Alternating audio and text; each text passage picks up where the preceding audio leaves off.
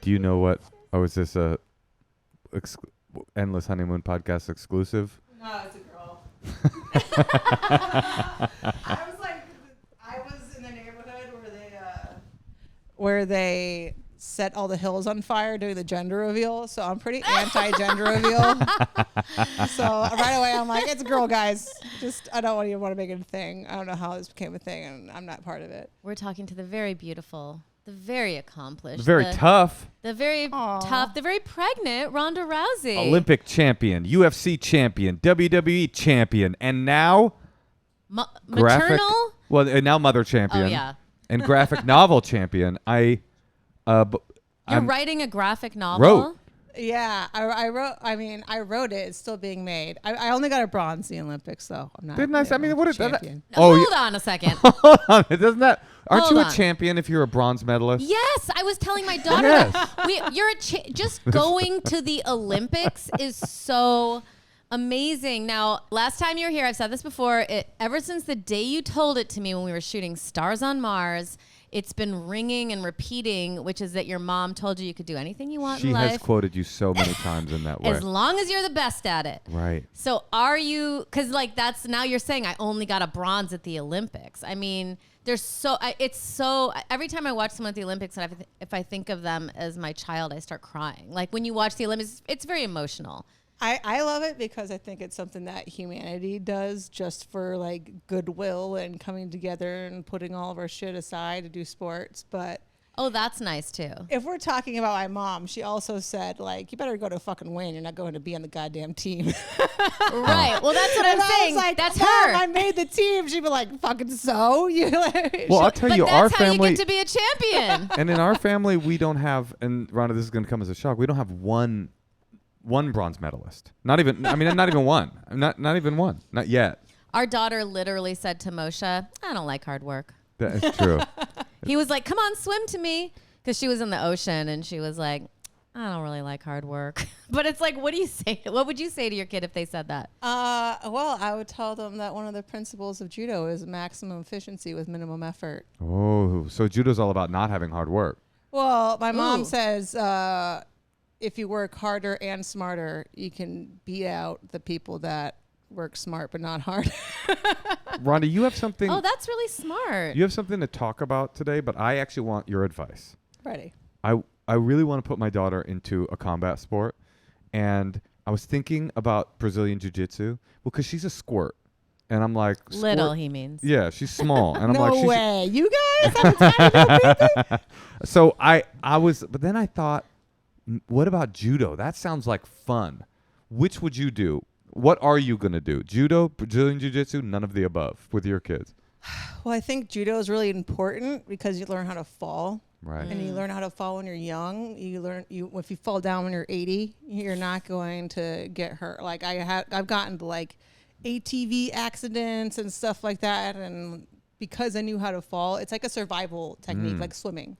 That's what you'll get from judo. But if she doesn't like to work hard, there's a lot of falling down. Yeah. And jiu-jitsu is much more like low impact, and it's also like a survival thing because it's like self-defense and, you know, on the ground, where most fights end on the ground. And if you're a woman, you need to know how to defend yourself on the ground. Unfortunately, it's just something you have to know. So I heard in Japan they actually teach 70-year-olds how to fall down. Like there's classes to go to.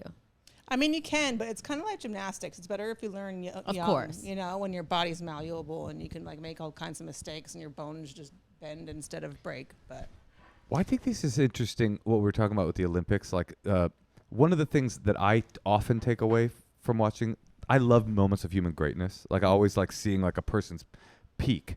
And like, you have had so many peaks and have continued to redefine yourself in this really interesting way. Because I always think about that. You're born, a top level athlete must be thinking, okay, I know what I was born for. I was born to be this kind of champion. And then people get older, and then people like Your values change when you have kids. And so when I heard about the graphic novel, and Natasha's been talking about the idea from it since you guys did Stars on Mars, when she told me like, oh, she's got this great idea, and to see you doing that, I just think it's so like cool that you're continuing to redefine yourself. I'm curious. Tell us, what do we need to know about this thing?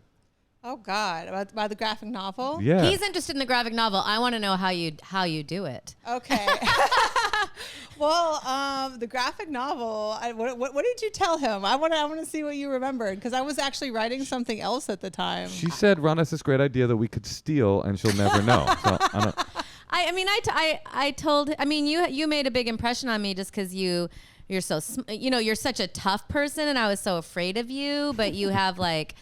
You're just so, intelligent, and you work so hard, and you're always reading and thinking. And I don't know. But I think the thing I was telling him what was so fascinating to me was a story about your mom, like you and your mom's relationship. No, it was about It was a pregnant graphic- assassins, right? And that's she said. Oh, yes. But- Okay. Yes. Maybe that. I don't remember. To be honest, I wanted you to do a show about your mom not being accepted into the Olympics when she was in the 70s because they didn't allow women. that's right. Until the 90s in some of the sports, yeah, right? In 1992, judo. they didn't let the women in until 1992. I was just so floored by that. Yeah. Well, I mean, they say write what you know. So basically everything that I write involves a woman in her 30s dealing with motherhood. Right. Every single thing. But yeah, this one, it's kind of like Knocked Up meets John Wick. It's basically if John Wick actually had bodily functions. You know what I mean? Because he never eats. He never stops to go to the bathroom. He just fights He's too endlessly busy for killing. hours. He can't pee. Exactly. Sometimes. Well, what if he had to pee every 5 minutes Right, because his he bladder was being pregnant, pushed. It was being pushed by a baby, and he's got all kinds of cravings. He's got to keep stopping to eat. So that's kind of where it came from, was having to battle to find your way to the bathroom, because every pregnant woman knows how that is, and having to battle to find that food that you're craving. But yeah, I guess it was more of like a way to deal with the anxiety of becoming a mom and not feeling like I was not sure if I was up to the task of keeping a child safe in a hostile world, and if I was up to the task of being the parent that this kid deserved. And so it was just kind of like taking that problem to the nth degree. It's not that you're becoming a mother and no one's helping you. It's you're becoming a mother and everyone's out to kill you. But it's also, That's how it feels. yeah, that's really how it does. And it deals with a lot of the same issues and insecurities of like, can I do this, and is this the right thing? And so yeah, everybody's out to kill her and Hoppa, which that's the name of it's. Mom and Hoppa are the two protagonists, which it's very thinly veiled. Me and my husband, Hoppa was my husband's fight name. He's Hoppa Haole, he's half Hawaiian. And so yeah, it's just kind of him trying to help her find her confidence to choose to be a mom while everyone's out to kill them and they're dealing with a lot of bodily functions. And I love that you wrote a that like the idea took the shape of a graphic novel, because you love graphic novels, and so it's like that's cool. It just is like a cool expression of it, like an adult one, Yeah, I'm like so not a nerd. I'm like, so adults open up comic books, and yeah. But yeah. Well, I walked up today and I was like, hold my comic. I got to go up to the It's so car. funny because I was literally looking at it and I thought it was a book like for my child, because It was a young adult one. It was young adult. well, because it was like a princess or something. It's the Cursed Princess Club. No, wait. But it was a graphic novel, and I was like, okay, this is like an adult. Do you have copies? Do they exist in the world yet? Of yours. No, we're actually still creating it right now. So what we have available right now is the Kickstarter. I've written it, and we've converted the screenplay into a graphic novel script. And right now our artist, Mike Diodato, who's like a Ringo and Eisner Award winning artist, is like halfway down through the pages. And then we have to go through with the colorist and then a letterer, and then it'll be done probably by early next year. And it'll be sent out by the summer. But these Kickstarter ones, we can ship them worldwide, and they're like bigger. They're like exclusive Kickstarter versions, so you can get bigger ones and ones with like different covers from like Frank Cho and Raza. Or the Frank Cho cover, I gotta say, I mean the Raza one's pretty awesome too, because it looks like Street Fighter with this big pregnant woman, like looking like she's about to kick ass. But the Frank Cho covers like this woman with this like, you know, it's mom with the big pregnant belly with like a big horde of people coming after her, and she's like shooting everybody with the guns. So and awesome. Yeah, it's a great present for the badass mom in your life. That is someone who's trying to have kids, but it's also not like overly thematic and preachy. You know, it's a romantic comedy, martial arts funness. It's not really heavy-handed. That's huge, though. I mean, you wrote a book. Thank you. People always said that to me, and I was always like, you wrote a book. You handed me your book. I read it. I know. That's why I'm like, for me, it's like sometimes I think people like us. Well, you work harder than me, but people who work really hard and who are hard on themselves, sometimes they need to be told, like, because like you're not a writer. I mean, well, you are now, but like you're accomplished in a whole other area. That's, you know, what Moshe was saying more eloquently. Well, no, I wasn't. What I'm impressed about, just in terms of the story, I'm excited to read this because it actually sounds like something I would be into if I didn't know you. But I love that idea, like pregnancy and parenthood period makes you begin to imagine the horrors of the world automatically. You know, the 100%. First experience is running in and putting your finger underneath your baby's nose and going, okay, they're not dead yet. Like you start to imagine these phantoms that don't even exist. And this idea, like, what if you took like a metaphor as an extreme metaphor? Not only are you imagining them, they're real, they're human, and they're coming in the front door and they're about to fuck you up and kill you. I'm already in. I'm in. I have a question for you. I have an answer. Has motherhood made you less of a badass? I think it's like made me a lot more relaxed and less on edge, but it also made me a lot more willing to murder. Mm-hmm. should you need to for your child, right. You know what I mean? Like I will go so much farther. Like mama bear mode is something. So it made you more of a badass. Yeah, in a way. Oh man. But I'm also not like looking around trying to like collect accomplishments to fill the hole in my soul that has now been filled by my baby. Yeah, but you're also good. Like you and your man, like nobody's fucking with your family. Like they'll choose us. You know what I mean? They'll be like, nah, we're not gonna. You telling me there's 2 professional fighters in the family? No, we're good. Let's go to the 2 Jews in Silver Lake that write comedies for a living. Yeah, so I think you you're safe. have our number. So yeah, that's you're right. An extension of but you live so far away. We'll get there. Okay, great. I love that. We'll track them down. Yes. Well, Rhonda, you gave such great advice on our last podcast. We were hoping you could do it again. Ooh. Oh, before we toss to the advice, tell them how did they give to the Kickstarter? Oh, well, I mean, I'd have the link on my Instagram bio. That's probably we'll put it right here. And we're going to put it in our... It's right now. It's in the link right now. We can look at wherever this is. Laura's saying don't point. It's in the description of this very episode. Why did I ask you what the URL was when I knew it was in the link to this, the description of this episode?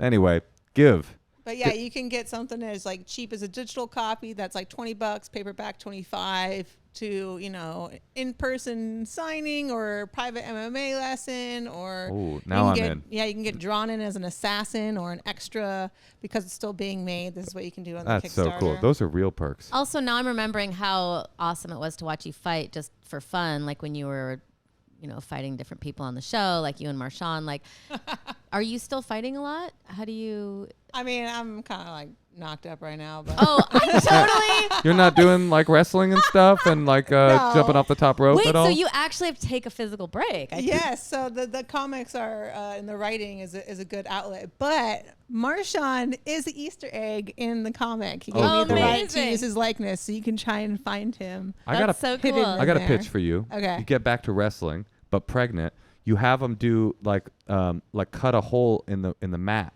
So you can jump off the top rope, but there's a hole in there. There's just a beautiful little like sort of safe spot with, you know, covered in cotton or something like that, and your pregnant stomach can just fall right into that. Easy peasy. Nobody gets injured. What do you think? I don't think that my aim is that good. I definitely did a comedy prep fall when I was 4 months pregnant that I was like, I should not have done that. No. 4 months pregnant. Well, that's actually about as pregnant as Mom is in this comic. She's like around, you know, between 4 and 5, and she's doing all this. Yeah, she's killing people. All she did was do it like a silly fall. But it wasn't for fun. Like she had to. She was forced into it. Right. Mine was for money. Right. We were forced into it. We also were forced into it. Okay, well, so do you want to give some advice? There's some people who want to talk to you, Rhonda. Well, let's do it. I'm like looking around like they're out there. They're coming. They'll be there. Thankfully, they're only on Zoom. When you watch the Olympics, do you feel FOMO? Like, No. are you like, oh, I should be there still? Oh, I like love it. It's like nostalgic. Aw. I love seeing like sports that I don't know anything about, and I want to find out what country is the best at that random sport, you know. And did you see that gal, the wrestler from the Bay Area, the like most like formidable 20-year-old wrestler from? She won the gold. Did you see her? What's her name? I didn't follow all of wrestling. I follow Helen Marloes. Well, this girl was Jewish from the Bay Area and went to my community college. So I was like, I called the family and I'm like, we're rooting for her, and she won gold. I love that. Like the women's wrestling has just exploded since my day. There's so many more countries doing it and so many more like women in the US doing it. Like the depth of the division, like the quality competition is awesome. I think I'm gonna put my baby in wrestling instead of judo when it's her time. Would you be unhappy or not proud? Well, let me ask you this. Would you be proud of your child if they won the Olympic gold, but it was in B-girling? Breaking. I don't think breakdancing made the cut. It got cut. It got fired. Yeah, Wait, they didn't. It was a demonstration sport. They demonstrate the sport. So that wasn't even real? No, it was real, but they said, don't come back, please. Yeah, well, every Olympics, the host country gets to like nominate, I think, like a couple of sports that can be added. So they're added to, they have a demonstration. That was Whoa. because me and Moshe were like, how is this a sport? Wait, what are we going to do? We have the Olympics in 4 years. What's our sport we're going to offer? I don't know. School shooting. Moshe. That's what we're best at. I mean, we innovated that. But you need a certain amount of countries to participate, and I don't think there's enough other That's countries. right. I think you need like 7 other countries or something. Remember that sport where people were like just biking up a sideways? That was like, so crazy. A sideways, like not a half pipe, but it was sideways. Like some of those sports, I'm just like, what is this? What would you add? I don't know. All right. Yo, add beatboxing. Beatboxing? That's what you would add? You're trying to hook your brother up. I feel like if you don't sweat, it's not a sport. I would do skill. crowd work.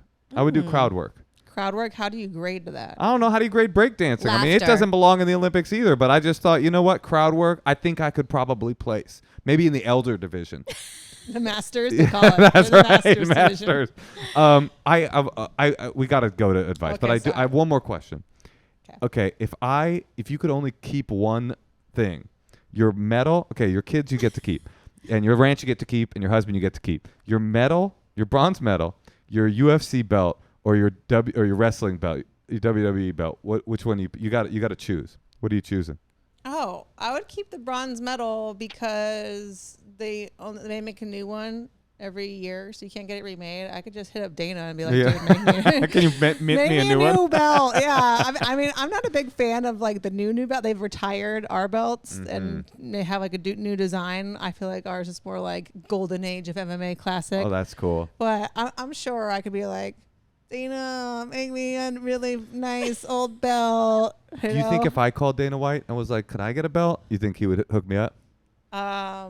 That's sounding like a no. That's feeling like a no right there. Sorry, honey. I don't think you would.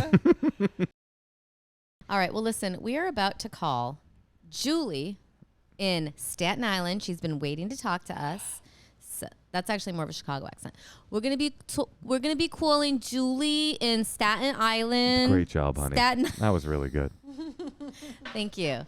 And I wonder what Julie is going to ask us about. We are hooking it up. Wow, that's not how you're gonna look. Comfy. Oh, okay, good. I was like I'm sinking into it like Uncle Fester. Hi. Well, I already forgot her name. It's Julie. Julie. That's Julie right Julie there. from That's Staten Island. Julie right there. You Hi, kidding me? Julie. Hi, Julie. Hello, hi. It's Natasha, Moshe, and Ronda Rousey's here to help you out. I'm so excited. I need all the help I can get. Oh, Natasha just asked if we've ever had somebody cry on this podcast, and you seem like you're close. Every day, all the time, just about. That's life on the island. You know it. SINY, baby. Okay, so how can we help you, Jules? Yeah. Oh, love that. We're already there with each other. Okay. So my question is, as a first-time mom, I feel like I'm constantly being told that we have to help regulate our toddler's emotions and we have to be the rock for them, all while they're having these big feelings. And it's a lot, right? And I say this because my son, he's going to turn 3. We're in the throes of potty training. It's a thing. So while the task of doing that for him is a lot easier for me to accomplish, mostly because his issues are based on him not being able to eat the red wax on baby bell cheese, or when I tell him to use the bathroom and he spite pees on the floor and looks me dead in the eye Mm-hmm. while doing it. Oh, I'm so glad I got a girl. Right, I can do that for him, but I have trouble doing it for myself. And obviously, my issues are more like, how do I split my time between being a working mom, a spouse, like a supportive spouse, a active family member, a good friend, all of that stuff, and, not go off the deep end every time there's like a small inconvenience.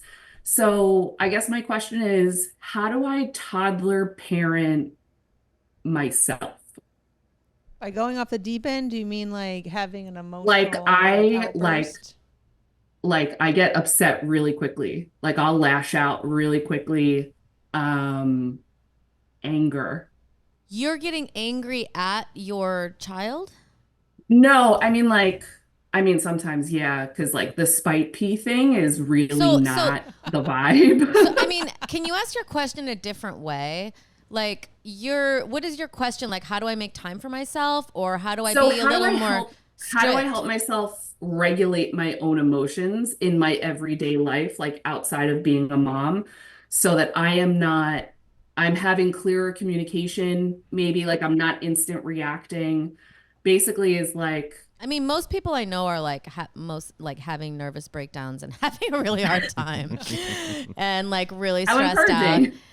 Yeah, like really stressed out, really don't have time for anything. It's just like, and then we're being bombarded on Instagram, like how to talk to our child and make sure to validate all of their emotions. And like, you're putting Yeah. all this energy, like, it's really a challenge. It's such a challenge to like make yourself important and make yourself, get what you need for yourself. Like I'm so good at making sure that my child has like every single thing that they need at all times. And the dog. So And Moshe. I don't need anything. So the question is basically, how do you find time for your own needs and care for your own self after the kind of the experience of having a child and feeling like you're being ripped into two directions? So, Rhonda, Natasha, I'll let you guys speak to this because you guys know it. You guys are both badass professional career women making time for yourselves and being amazing moms. How do you do it, Rhonda? So was that a fair summation of your question? Yeah, somewhat. It's more so like, I guess like coping skills on how to essentially like regulate my own emotions. I do, but it's all grounded in what both Natasha and Moshe were saying. Like I also need to make time for myself to center myself, Mm-hmm. in order to do those things So from the you're start. worn So yeah, so I think they go thin. hand in hand. I think you need intravenous ketamine. That could be. That's a great idea. Actually, not a bad idea. So you're worn so thin, you have a short fuse, and you're like kind of going off about stuff you normally wouldn't. Got it. Okay. Well, I mean, it's so easy to like dig deep for your kid, but it's harder to dig deep for yourself when you're so worn out all the time, and you just want to take any free moment that you can to rest instead of doing anything for you. Or do laundry. Like you take your free moment to do something that's for everybody. That's part of it. Exactly. And it might seem kind of like counterintuitive because you're already so worn out, but like instead of like revenge procrastination at the end of the day when you're worn out and you're just trying to like keep busy doing something for you because the baby finally fell asleep at 8 and you only have between like 8 and 11 to get something done. You know what I mean? Like I try to fill that time with something that is an outlet for me. And like, I can't do like physical stuff so much anymore that I'm pregnant. That's actually why I started like writing and like taking that, all that mental energy, that angst and stuff, and like forcing those thoughts towards something creative. And even if it was from like 8 until 2 a.m. or something like that, and it cut into that precious rest time, it actually, I would still feel better the next day doing something for me instead of just like getting extra sleep. And like, I love to sleep. You have no idea. I can sleep for like 10, 12 hours straight. I've trained my baby to do this. But I think, yeah, like taking time out of that precious rest time to do something for you, whether it's something creative or working out, or but just something other than just scrolling on your phone. And like, you know what I mean? Like you gotta take that, all of that mental energy that you have pent up and put it towards something that you really enjoy, even if it makes you more tired. And can I say something? If my child peed like right in front of me, and, you know, I don't know what Dr. Becky would say to do. Like, you'd probably be like, I recognize that you're very upset right now and you have pissed on my feet. But, like, I think there is something to just grabbing them and saying, don't ever do that again. I mean, I don't know. How do you talk to a 3-year-old? What would you do? I grab the paper towels. It's just not okay. I grab the paper towels, I hand them to her, be like, clean that shit up. Oh, that's good. See? That's awesome. We're going to play a game called Clean That Shit Up. And then he looks at you and he goes, oh, you wanted to see shit. Oh, okay, we can do that too. Spite shitting is a whole different animal. Rhonda, I love what you were saying, though. It's like not allowing yourself to fall victim to the illusion that your mind tells you the only thing I can possibly do now that I've served everyone else's needs is collapse. I must find a way to find the I mean, honestly, it does feel like a martial arts kind of mentality. I must find the discipline to do something proactive that doesn't make me feel like I'm collapsing, but makes me feel like I am adding some gas to the tank of my humanness. I think that's super wise and super smart. Thank you. Hopefully that was helpful. You don't feel like you wasted your time waiting for us. No. She's on Staten Island, Rhonda. She's not wasting her time. There's nothing to do. That's right. We're on island time, baby. That's right. Right here. But I do think, like, I'm just saying, just because millennial doctors are saying that you have to validate every feeling of every emotion of the child, like, I think with parenting, like, sometimes you just have to do it in a way that works for you, even if it's not like, even if it goes against what they advise on Instagram to say or not say to your child. Oh, you're doing it wrong. Oh, you're not supposed to say that. You're supposed to say this. You know, it's just constant. I heard a person say recently, a doctor of some sort, that there are 2 non-negotiables. I need to get there. 2 non-negotiables for a day. It's meditation or physical exercise. You must do one of those 2 things in order to maintain your kind of mental and physical integrity and emotional integrity. Meditation or physical exercise, or hopefully both. I think that would go a long way. I feel like also meditation can take many different forms for people. Like for a long time, my meditation was like gaming. Yeah. To like take my mind off of something, or like, you know, writing, or like actual meditation, or just something that, you know, helps you focus and lose yourself in something. So that's Rhonda's advice. At the end of the day, don't collapse and do nothing. Start gaming. Put on a headset and you spend 4 to 6 hours playing Halo. But I actually do believe in gaming as meditation. Oh, it's, yeah. You know how like psychedelics, they say, are like the like fast route to a spiritual experience? Mm-hmm. I think gaming is the fast route to a meditative experience because it's instantaneous. That is not meditation. You've never played a video game in your life. No. It's turning your brain off. You're Yes. no longer thinking about you. You're thinking about, oh, I got to kill these aliens. It does turn your brain off. But it's like with excitement and neurons blasting as opposed to meditation, which makes you like more like quiet. There's a Quiets lot of your different mind. kinds of games. Though. Thank There's you, not Rhonda. just killing aliens. There's a lot of like very chill, very like meditative games. There are like a lot of games that I actually played while I was like really depressed and needed somewhere to go that was, you know, really, I don't know, you know, calming and like that, because it's more of like it's not so much a story, it's not so much a task as it's an environment. Shout them out. Do you remember any of them? Oh God, I think one of them was called Rhyme.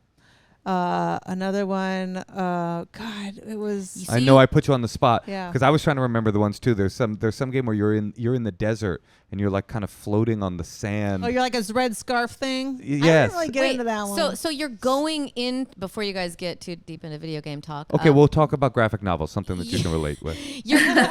No, but I thought that was so interesting. You said it's an environment. Yeah, there's one called Grease, actually, GRIS. That's like about like this woman going through stages of grief, trying to Wow. accept something, and yeah. Inside is a very meditative game. That one you actually played a little bit of that and you actually liked it. Subnautica can be a very meditative game. That's where you crash on a water planet and you're just sort of swimming around. And video games are not a terrible suggestion. Actually, video games could be good for emotional There's regulation. not only first person, because I'm not a first person shooter person.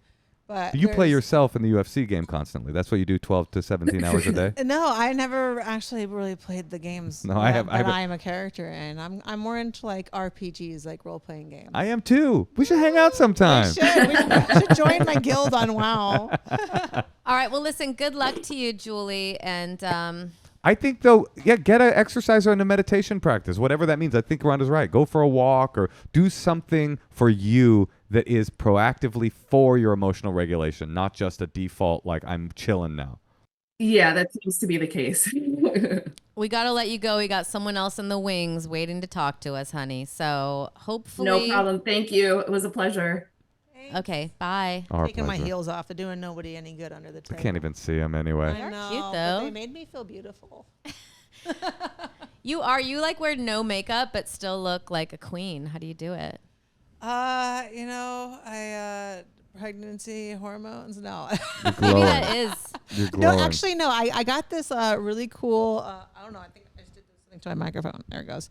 I had this really cool gloss on my skin today. It's called "Walking Up a Hill in a Black Dress While Pregnant." All right, we're gonna now talk to Alyssa in Da Bay. Is that what the people say? No, they don't say People? Da Bay.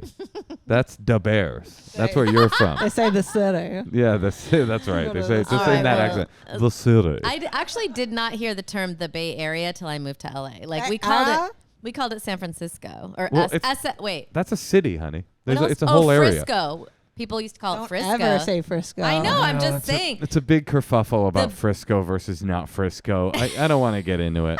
Frisco Bay is Area. like the ketchup on hot dogs of Chicago. You just can't. It's complex though, Rhonda, because the black community in San Francisco did call it Frisco, and then all these people moved to San Francisco and were like these sort of rich yuppies who go, we don't call it Frisco. But then the existent black community is like, we do, and so it became this whole. Interesting. It I didn't became know this- Glad that I met this spokesperson for the black community in Frisco on the couch today. It's to be so honest, like- by saying that in a joking way, it reveals to me that you don't know that much about me. Because in some ways, as far as white boys go, I'm close. Alyssa. You're close to being white. No, I'm close to being the spokesperson. Okay, Alyssa, we're here with Ronda Rousey. How can we help you? Hello. This is so exciting. We're Ronda excited. Rousey. Hi, Moshe and Hello, we Hi. are also excited. Natasha.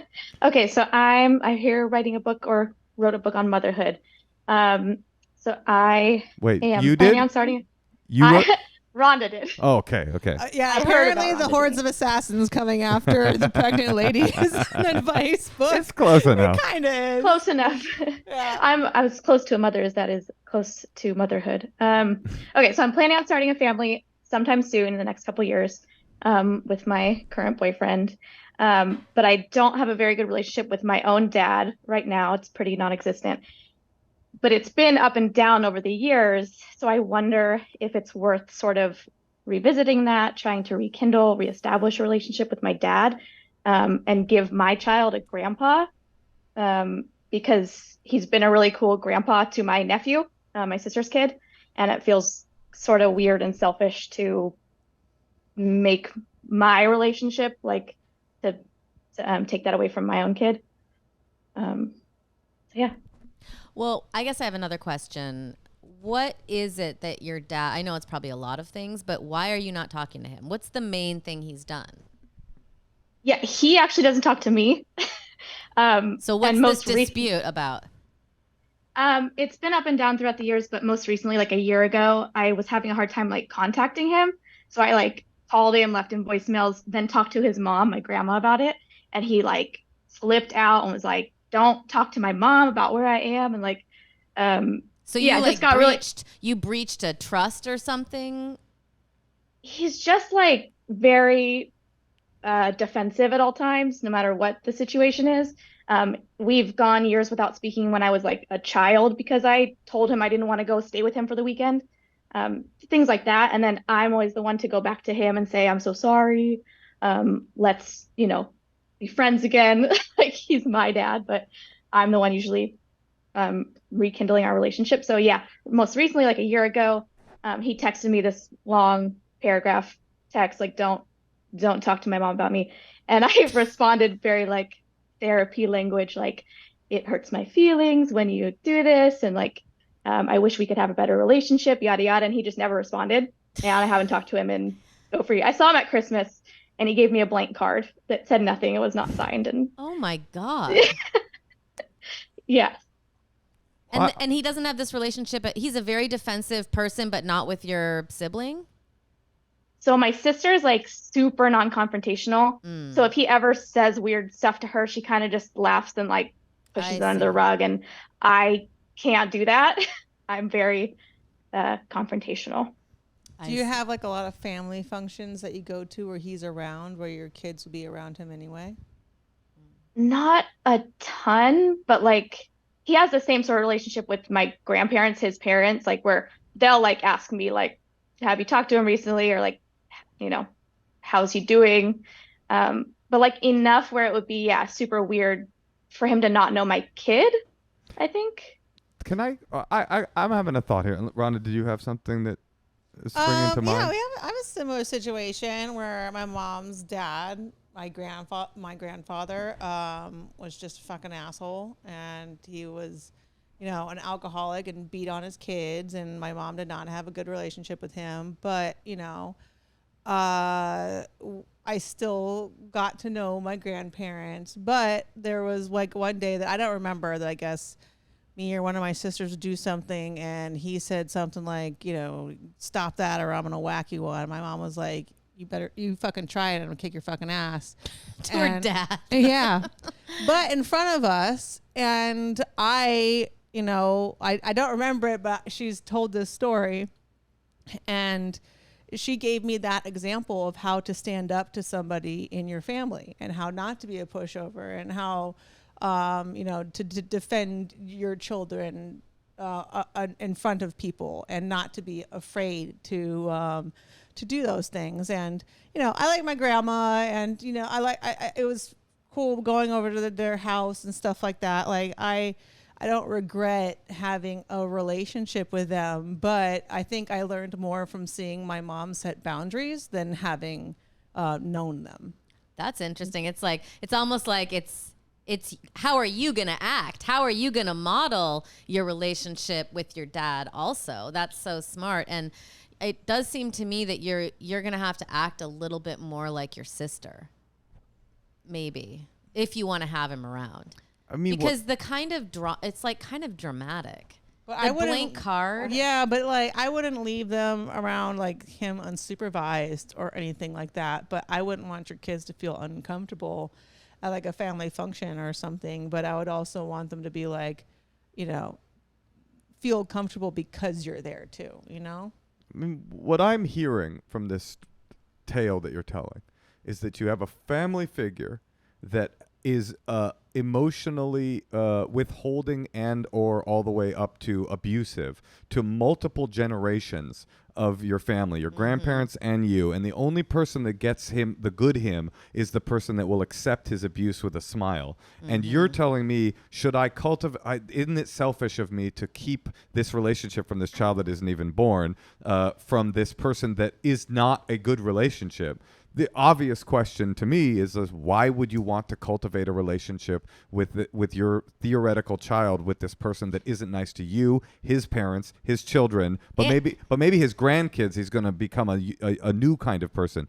Wait, and she's trying to set the stage. She's not even pregnant yet. So she's like, I'm going to do it right now. It'll change. She's getting ahead of the problem. Well, I think probably, if I was to psychoanalyze you, is probably you miss your dad, even though you know your dad is not going to ever be the kind of dad that you want him to be. You're like, why don't I have a relationship with my dad? And so you can use this proxy of this theoretical child to say, maybe that will be the thing that will change him, heal me, and make him a different person. But just to mirror back to you what you're saying, this person cannot be a loving person unless you are unreasonably accepting of the unacceptable. That doesn't sound like a relationship that I would want to cultivate and foster for my kid. Now, you might have a kid and you might feel differently, but I think Rhonda's right. Like, these rules of like child must have grandchild to keep child from the relationship with grandparent is selfish. Those are just made up. You know, I mean, if my grandfather was Pol Pot, I wouldn't be like, well, I got to go over to Grandpa Pot's place for Christmas. I would be like, I'm keeping my kid away from that. I'm not saying your dad is so abusive you should never introduce him, but I don't think you need to worry about whether your kid is going to be neglected of a relationship with an asshole. I think you should ask yourself, how badly do you want a relationship with your dad? And if you want it bad enough, then you can offer maybe to go to therapy with your dad to try to work that out. I don't think it's going to happen based upon your description of him. He didn't even heart your text. He didn't even write "Love Dad" in your Christmas card. I mean, that's pretty low level.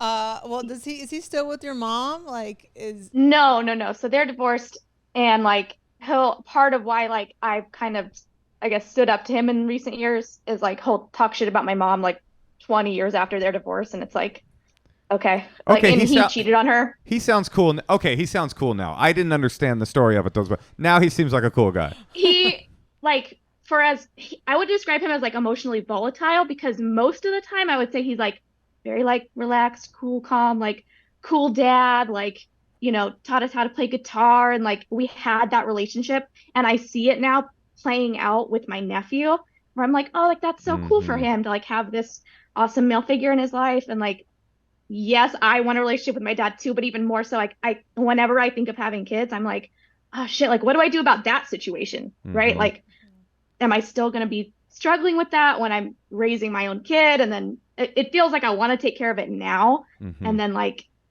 open that door if I want to open it, or kind of shut it if I want to keep it shut. I get that. Your dad has issues, and I think that yeah. I think maybe it's, what do you guys think of this? Like, could she reach out and say, you know, listen, if you, doesn't have to talk about having a baby, but just say something like, if you're ever interested in therapy, I would be interested in that. Like, at least put it out there, because it just, I love couples therapy, by the way. Like, in couples therapy, sometimes I'm like, the therapist will say the thing to Moshe that I was like, oh, why didn't I say it like that? You know, and then it's like he'll say what I want in a way that's like way better than the way I could have said it. And I don't know, it's like sometimes someone mediating, you're crystallizing and mediating and having a witness to your thoughts in that way, because she could reframe it in a way that he might be able to understand. and you can like ask him in a way that he feels comfortable doing it. You could put on a card,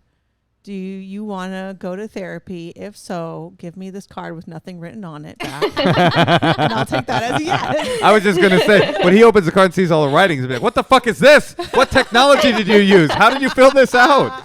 And then at least you know you gave it a shot. I think, and you know to your kid, and like it's great. He might not treat your kid like that though. You never know. He might just be treating her like that, him like that in front of you, or I don't know, or maybe he just seems a little unstable. yeah, we were just talking about this yesterday about I statements. Like, I have a feeling if you say to your dad, like, you've been fucked up to me and I'd like to go to therapy to talk about it, he's out. But if you say to him, and if this is true for you, you have to make sure this is true for you, I would like to work on our relationship in therapy.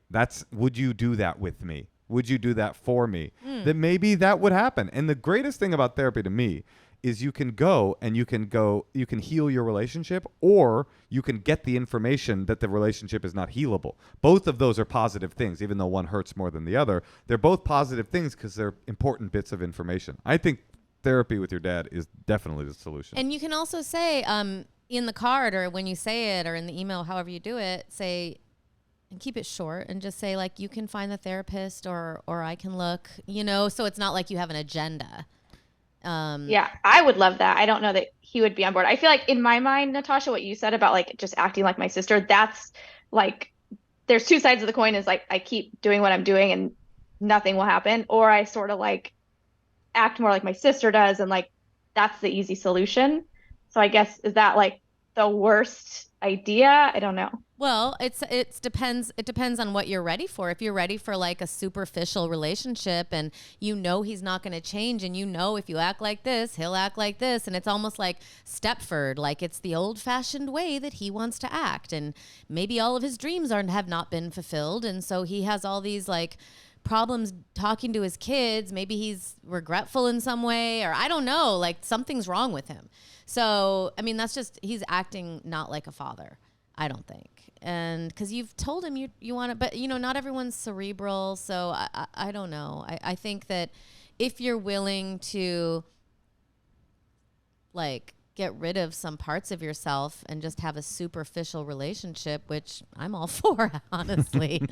I don't think that's the worst thing. Like, I didn't grow up like where you speak I statements and go to therapy and tell everyone what you're feeling. It's like, okay, well, if this is the only way I can talk to you, I guess we're only going to talk about food, but okay. You know, like maybe there's part of you that like needs to die, that's still like the angsty teenager who wants to connect in every way. Maybe that's not going to happen for you. And you might have to just accept it. Yeah. I feel like that's where I'm at, is like how much of this is just me, like you said, Moshe, like wanting to like repair something that maybe shouldn't even be repaired, and how much I just kind of let go. And But I think Natasha's also saying something wise too, which is like you have some options. You have an option of no relationship. You have an option of a healed working on the relationship. But he's got to agree to something. And you have the option of a superficial relationship where you pretend to be something that you're not in order to avoid him being what you know that he is, which is, as you said, emotionally volatile. So you can pretend to accept everything he does in order to make sure he never expresses his emotional volatility, and then you can introduce him to your son, to that emotionally volatile man that you barely talk to in any deep way. All of these are options, and all of it's information. If he says, no, I won't go to therapy with you, that's a third thing. You got that information. He's not willing to work on your relationship. Now you've got that info. What do you think your mom did, Rhonda? What do you think she did with her dad? No, like, do you think she made a conscious decision to like, you know, work on their relationship, or no? No, I think I think no. They were way past that point. She wanted us to have a relationship, I think, with our grandma, and he was around, and so she set an example with us of how to deal with people that are like good influences in your life, and how to deal with people that aren't the sunshine, lollipop, rainbow, dewdrop relationships, and sometimes it's, I think people want to just shelter their kids and only show them, like, only keep the good people around them and stuff like that. But also, I think it's important to also give them an example of how to deal with people that aren't acting right. That's so smart, actually, because we all know out in the world, as your graphic novel shows, out in the world, there are real dangers. They are unavoidable. They're not always a bunch of people trying to kill you, but bad people and bad relationships are not avoidable. Yeah. They just aren't. And if you don't have the constitution to deal with it, you're going to get rolled over. Yeah, and if you only see your parents getting along with everybody, how are you going to know how to like set boundaries and stand up for yourself? Oh, your mom was smart, and so are you. How about this? What a family. All right, well, that's a lot to think about. Hopefully some of that can help you. thank you, everyone. Thank you. Good luck. That's hard. What you're dealing with is hard, and it's normal to want to have a relationship with your dad, even if he's not the dad you wish he was. That's super normal. Everybody wants to be in contact with their parents, and sometimes you don't get the parents you deserve. Thank you. Yeah. Bye. Bye. I really tried. I tried to make her cry. It just didn't happen. It sounded close. I know. We should have kept her on the line. No, that's so Call her back, mean. Laura. Call her back. No. Let's see where she's at. She was our chance. She though. was our chance We were trying to today. get some tears. Well, Rhonda, hold on one second. Let Just me. want to make sure we had time. Yeah, go ahead. Go ahead. You go ahead. Oh, I just genuinely want to read this fucking graphic novel. I'm not kidding. This is not a promotional thing. It sounds fucking cool. I want to read it. I guess I'll Thank have to you. give to the Kickstarter. Yes, you have to. And yeah, it'll. I mean, I could just send you the screenplay since I have it. If you really, Well, if you look, really wanna read it, whatever you for the want to graphic do, novel, but you know. because you guys are friends. But But if you're listening to this podcast, give to the Kickstarter right now. It's such a cool fucking idea. It's so awesome.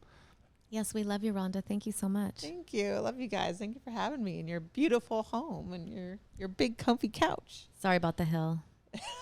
It's not your fault. Even pregnant, though, you have way more stamina than probably anyone. Yeah, don't you live on a ranch? Aren't there hills there?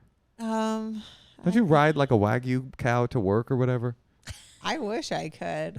I gotta. That's one more skill. That's my next one. It's to ride a Wagyu cow. Well, they're all soft because you massage them and they got that high fat content. It's like a built-in saddle. How do we eat some of your Wagyu? Yeah, that's a great question. BrowsyAcres.com, baby.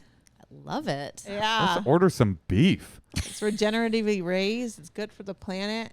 They're happy cows. Do you name the cows ever and then have to eat them?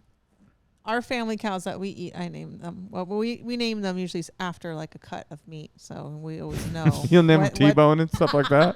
Yeah, we had a T-bone. Right now, so fucking awful. right now in the back, we have a brisket and a porter. Very funny. You get a shitty cow, you're like, oh, that's hamburger right there. But we have the mom in the back. She's a pet. But her name's Myrtle because she's fertile Myrtle. She keeps having the babies. Wagyu is massaged beef. Is that what's the deal? How do you make it? Well, how do you Wagyu? the Wagyu is special because it was originally a working animal, like a beast of burden in Japan. So they would like pull the plows and stuff like that. So they have intermuscular fat that's within the muscles, not just at the ends like a lot of steaks are. And the fat is chemically different. It's the highest source of monounsaturated fatty acids in any kind of red meat, which is the good kind of fats that don't clog your arteries. And I was watching this thing a long time ago about like the marsh lions of of Africa. I forget what part it was, but it was like this certain pride of lions that like were like super buff because they were like living in the marshes and they had to like wade through the water and everything, and they were in this inland island that had like basically river on three sides, and they kept this one herd of water buffalo in there, and they only hunted this one herd, and they would keep the water buffalo from leaving. They would, if they were about to leave, they would head them off or whatever, but the water buffalo were actually way better off sticking with this one herd of lions because they would make sure that no other predators came anywhere near them, that they would protect them from anything else. And they were in a really lush area, so they always had enough to eat. And basically, like, the water buffalo had this crazy defense that would stop the lions from hunting them. They would all lay down. They would all just sit and lay down. They'd be like, break, and the lions would be like, okay. Wait, when they would lie down, the lions' predator instinct would just kind of go away, and they'd be like, all right, take a nap. Yeah, they would make sure that they were like nice and relaxed all the time. They didn't allow any other like lions, hyenas, everything. They were safe from everything else and kept them. Right, so life for the herd was much better if they just allowed a few of them to get eaten by these buff-ass lions once in a while. Yeah, and that's how I like to think of like what we are. You're the buff lions. We're the super buff, sexy lions that are just like, we're not going to let anyone eat you. We're going to make sure you always have enough to eat yourself. You're taken care of, and then, you know. But then you do eat them. But then one day the buff they lion gotta comes give up. back, you know? I just imagine you sitting and crying while you eat with the child. Because your pets are gone? Well, because you've named them and... Like our first cow we harvested, his name was Kobe, and we cried our eyes out. And we're like, we're never doing it again. And After you ate him, you were crying? No, but after we harvested him. And then we had to eat like, I don't know, it was like the flank steak or the hanger steak, something that didn't age so well. So we had to eat it that night.